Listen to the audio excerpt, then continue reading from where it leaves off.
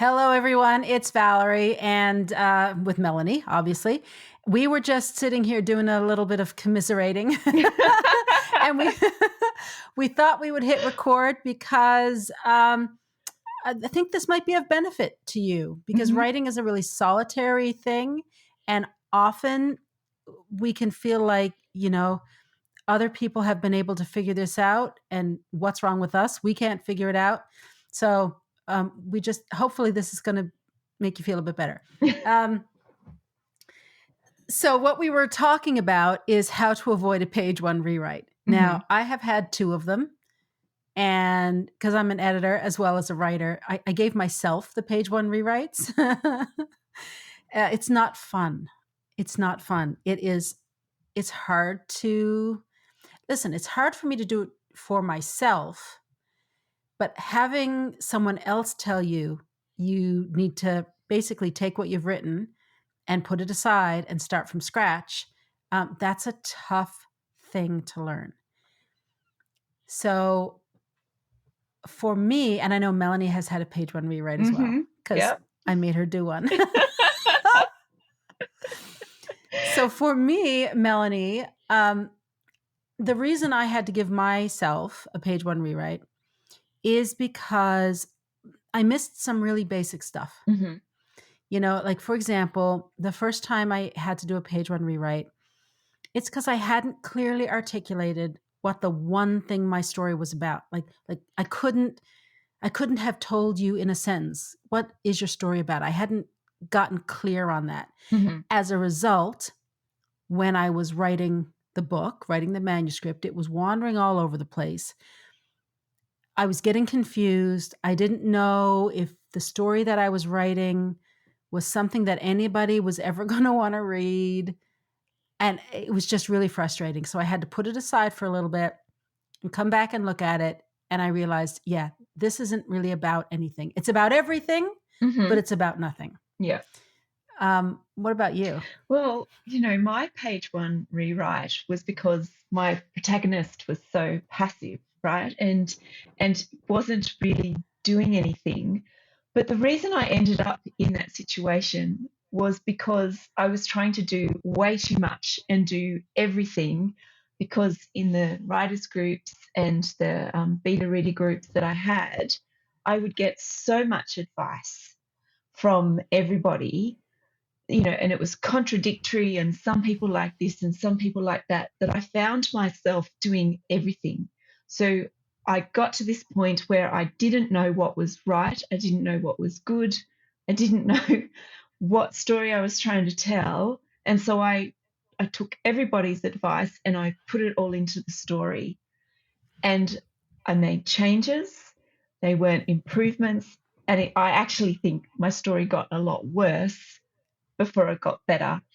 And when I did that, I came to an aha moment, right? I went, I I cannot keep doing this because I feel like I'm going backwards and I want to move forwards. And so I started to look at some ways to increase my writing skill, my understanding of story, so that I could actually feel like I was making progress.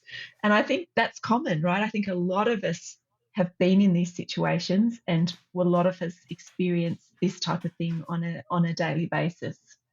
Well, if there's one thing I have learned, and I've probably said it here on the podcast before, because I'm a bit of um, what's a broken record on this. But the reason I repeat it so often is because I really want people to not make the mistakes I made, because it it set me back years. Yes. And I mean, I don't have years to spend on this stuff. I mean, if I was 20, maybe I'd just sort of let that roll off my back and go, oh, Hmm. yeah, well, whatever. I have my whole life ahead of me. I'm 54. I don't want to monkey around with this stuff Yeah, anymore, right? I want to get that's right. moving. I want that book And written, right? I want the book written yesterday, out yesterday. But here's the thing about this business. Well, yes, you're playing the long game. Yes, it's more of a marathon than a sprint. But when you are writing a story, you cannot cut corners. Mm, This that's is right. not a business that tolerates corner cutting. And I promise you, if you cut corners, it's going to come back and bite you in the ass at some point. Maybe not right away. Maybe not until 6 months down the road when you've been working on the book for 6 months and then realize, oh, that decision you made back on page 5 that you thought was a throwaway decision and it didn't really make any difference, Mm-hmm. it now means you have a page 1 rewrite, because that was the reason for my second page 1 rewrite. Oh, right. I cut a Okay. corner and I didn't even realize it was a corner that I was cutting. I didn't realize it until Mm-hmm. I was 3/4 of the way through the book and realized, oh my God, not again. Not again. That's right. Not again. Yeah. Oh, But it's fascinating, isn't it? Because we've both been there, and now we're in a very different place, right? Because and it still takes time. It hasn't been easy for us, and we've done all those things, and we've tried to take advice or do these hacks or do these shortcuts or into the, write your book in 30 days kind of things as well. Um, but I think both you and I have pretty much learnt a similar thing, in that there is actually a good way to do things and a good way to apply theory into practice. And I think we're at that point now, right, with both of our books where they're coming out, like they're in their final drafts now, or they're being published very soon, and we can go, yeah, we have done the hard yards, and we can help other people avoid some of those pitfalls, but still do the work that will get them a really good book that people want to read and go looking for your next book because the first one was good and enjoyable, and they can't wait to read what comes next, right? well, when I gave myself a page 1 rewrite for the second time, well, I was pretty ticked off. I'm not gonna lie. I needed some time to get over it and accept that I had. It's like, when you're a teenager and even in your 20s, and you just keep dating the jerk guys, and you date the guy and you break up with him, you say, never again, I'm never ever dating another jerk, and then the next guy comes along and he happens to be a jerk too, and you're like, no, I did it again, Again, no. yes, yes. Life keeps giving you the same lesson to learn until you learn it, right? Yeah. Exactly. Well, when it comes to writing novels, I have learned this lesson, because Hmm. I just can't go through a page 1 rewrite again. So if anyone listening has had to do a page 1 rewrite, I empathize completely. I am sending you a virtual hug. I really am. And um, here's what I did when I just when I got over myself and was ready to actually get back to work again. I thought, okay, this can't happen again. What am I going to do? What's my strategy? How am I going to avoid this? And what I did is I literally opened up a notebook Mm-hmm. and I started to take notes Mm-hmm. as I studied films, TV shows, novels. I started to take notes. Why is this one so good? Mm-hmm.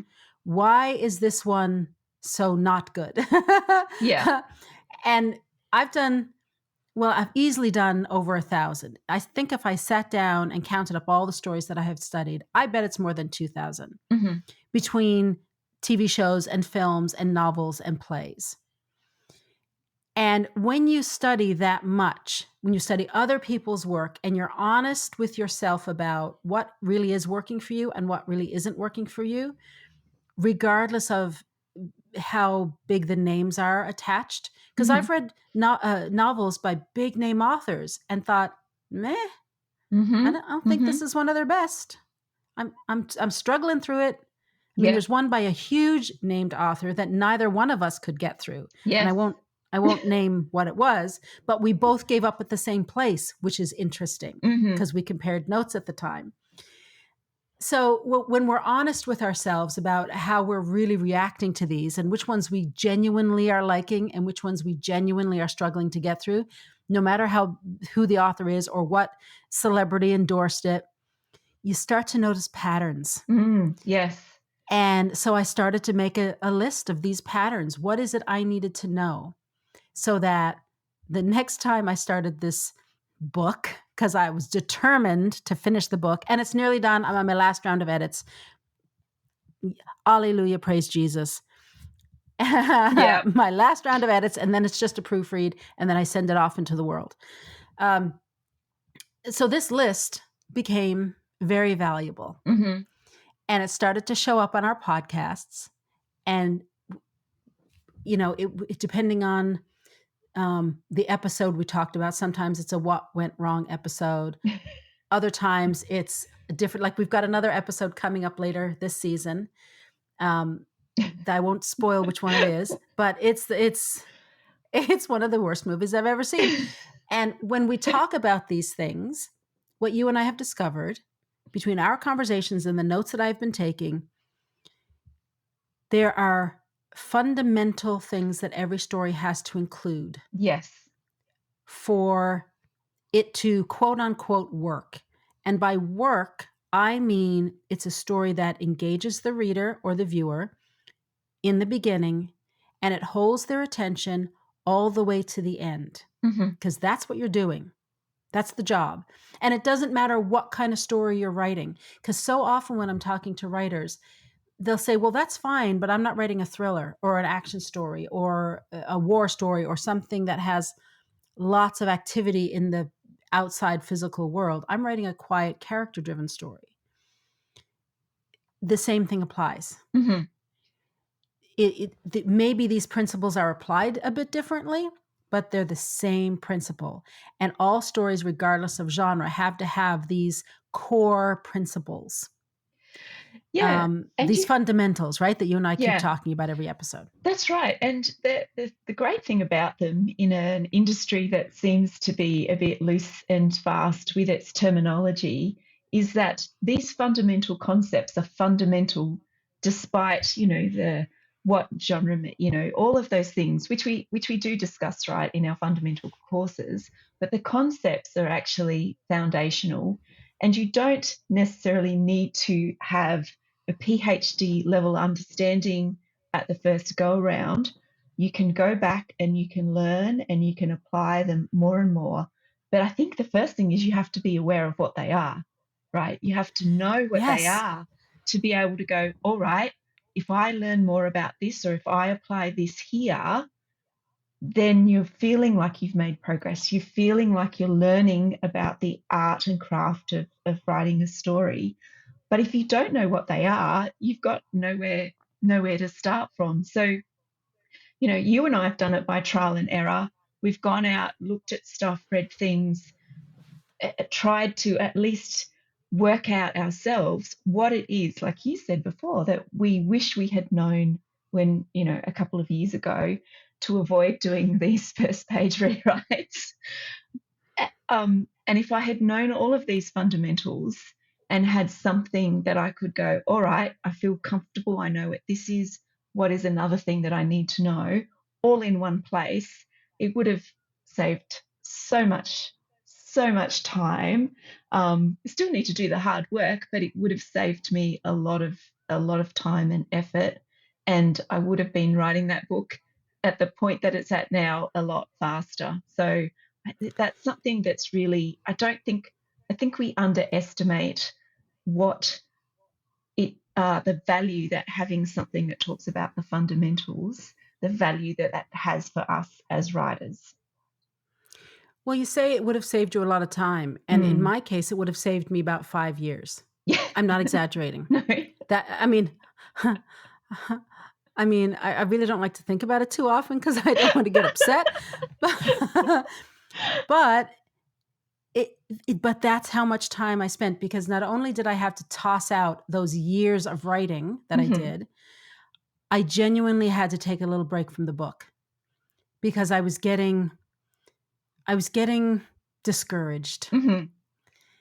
And I was getting tired of the story because I was at it for so long. And I thought, no, as the creator of the story, I have to be really excited about it. Otherwise, that excitement is not going to be infused into the writing, and the reader's going to no. So I had to take a few months off. I think it was every bit of 6 months that I took off Mhm. because I needed some distance so that I could really genuinely come back fresh. Yeah. So something as fundamental as knowing exactly what your story is about Mhm. and being able to articulate that succinctly in like 25 words, Mhm. being able to write a paragraph of, 250, 300 words that explains who your character is, what do they want, what or who is standing in the way of them getting it, and what happens if they don't get it, Mhm. right? Yeah. These are core principles. These are fundamentals. And it's this kind of stuff. I mean, you and I talked about this when we were doing our business planning for 2025 Mhm. last year in 2024. We said, okay, we are helping writers one at a time. Yeah. You have your one-on-one clients. I have my one-on-one clients. How can we help more writers better and Mhm. faster and make it more accessible for the people who maybe don't have the resources or they aren't ready to commit to 6 months of one-on-one? Yeah. Because when you work one-on-one with me, it is 6 months, 26 weeks. It is intense. It is. And you were one of my I know clients. it is intense. I'm It's speaking from intense, experience, but good intense. right? I Yes. don't say that in a negative way. It was good intense, and my learning from the point where I started to the point where I got to in that 26 weeks, it was like, I felt like I was leapfrogging. I was really leapfrogging ahead of Mhm. where I was. And that was exciting. And just being able to feel that progress, made me look forward to the next lot of, what am I learning Absolutely. next? And I think they're right. That's what we're trying to help is give that sense of leapfrogging so that people don't have to try and find spaces in our calendar. Right, because we can only work with so Yeah, many people at a time. yeah, So yeah. this is a way for us to be able to help as many people as possible. And we came up with the idea of doing courses. Now we know lots of people have online courses Hmm. in our space and name an industry. Somebody's got there's a lot of people with courses.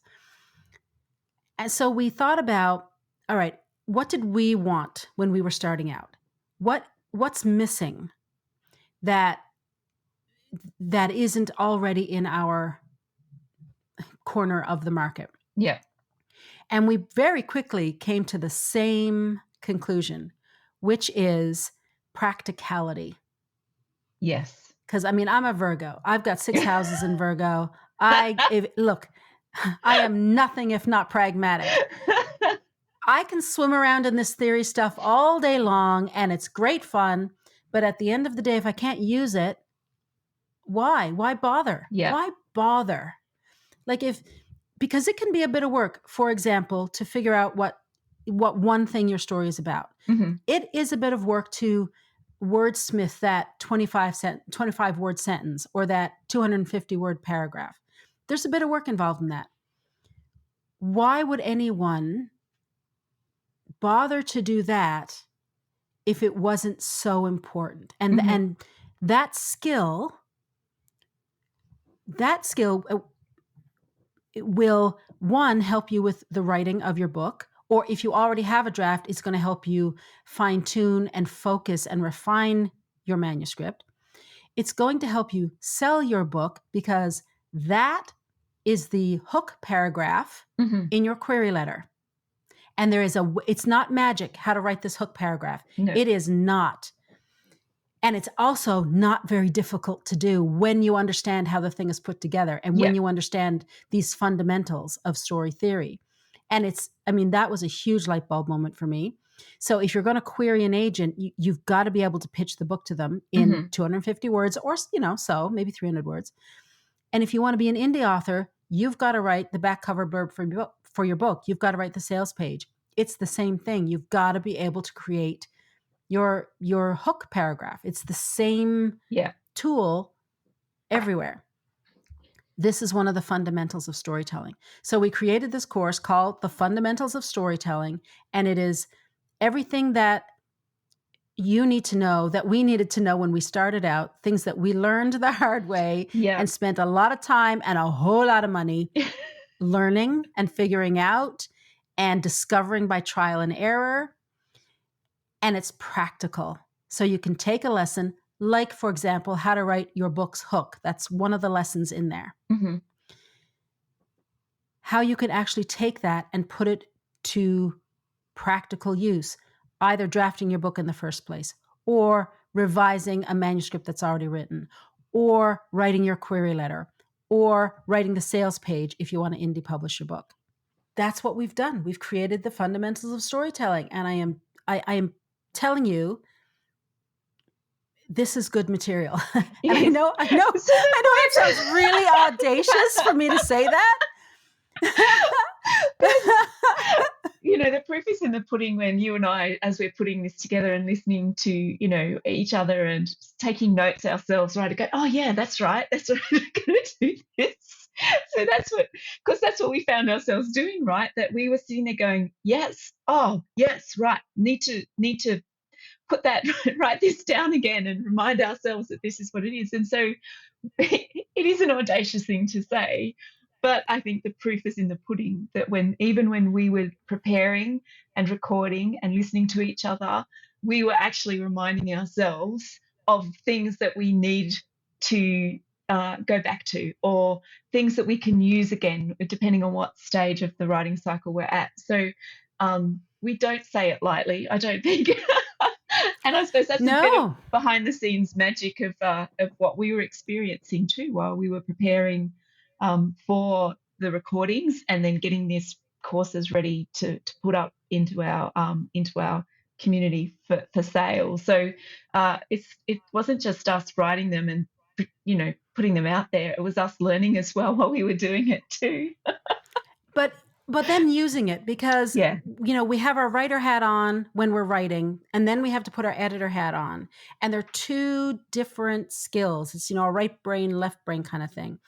And I mean, you are in the process of publishing your first book, Hmm. and you sent me a blurb for the back cover blurb. You sent me Yeah. a couple of options and said, which one do you like best?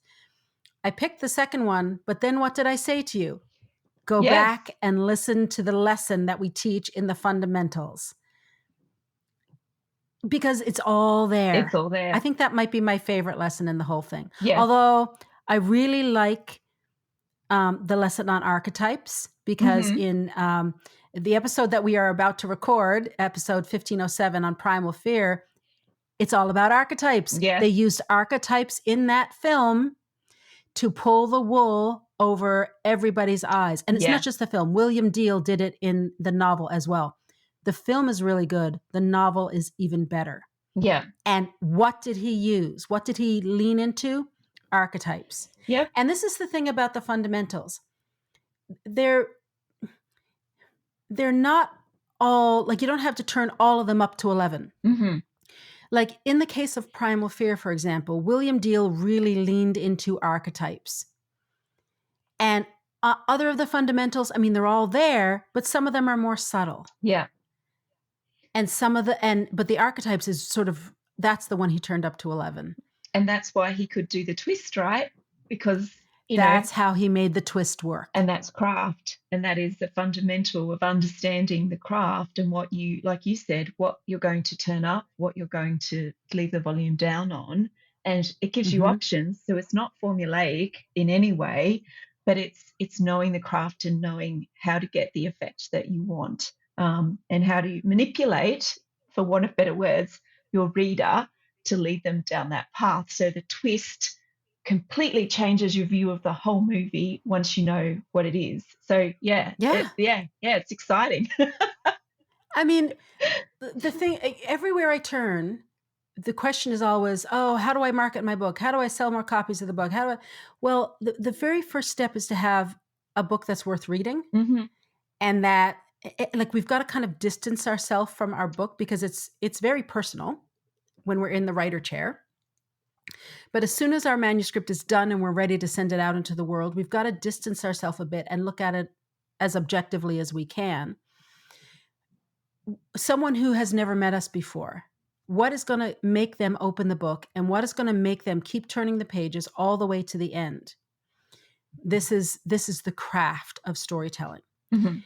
And 97, maybe even 99% of people who are writing books will never, ever, ever, ever, ever bother to ever even entertain the idea of learning story theory.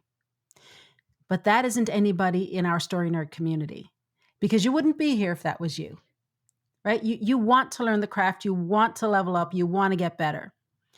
So you, as the 3%, or maybe even just the 1%, you've got an advantage here to really make your story sing and just stand out from the slush pile really quickly Mhm. by having these fundamentals in place. By, for example, having a really great hook paragraph in your query letter, Mhm. by knowing how to craft the first 10 pages of your book, all that kind of stuff. Because I heard this quote one time, and the person who said it to me was quoting somebody else. I don't know who originated the quote, but it was simply this: successful people are willing to do the things that other people are not willing to do. So that means that the successful authors are willing to do things that other authors are not willing to do. And one of those things is learning the craft. And that So oh, go ahead. and that's why we're not for everybody as well, isn't it? That's why That's right. this is a bit of a special it's not us eliminating anybody by being honest about you still have to do the work. We give you a good start point, but you still have to do the work. And it's not for everybody because not everybody wants to do the hard work. And you and I have done the hard work, right? It's just taken us years to write this book, these books that we're writing now. Our next ones, however, will not take us anywhere near as long. And it's Nope. because, we are we've been willing to do that work. And I think that helps us, again, have a sustainable writing career. Yeah, Yeah. absolutely. Yeah. So what do you get inside the Fundamentals of Storytelling course? Well, there are 24 video lessons. In a couple of places, there's also PDFs with supplemental material. There's an online community because, there's no reason for us to be sitting in our offices by ourselves wondering if we're doing it. We can all help each other and encourage each other and answer each other's questions. And Melanie and I are in that community all the Mm-hmm. time. So we're there to answer your questions. And every month we will have a Q&A call. Um, people pay a lot of money for one-on-one access with me and Melanie. I'm just going to say that right now. Um, but if you're on these Q&A calls, you get to ask us questions. Mm-hmm. And if you're in the online community, we're there to help you there as well. So we launched the Fundamentals of Storytelling and our other courses in the Story Nerd School. We launched them all on July 1st, which happens to be Canada Day. So we are running a sale right now on the Fundamentals of Storytelling. The regular price is $297, but if you use the promo code Canada50, you'll get 50% off, but that's only until July 7th. So where do you go to get all this? Just go to storynerd.ca/courses, storynerd.ca/courses, and that'll take you right over to the school. It's the Fundamentals of Storytelling, 50% off with the coupon Canada50, and we will see you in the community. Woohoo!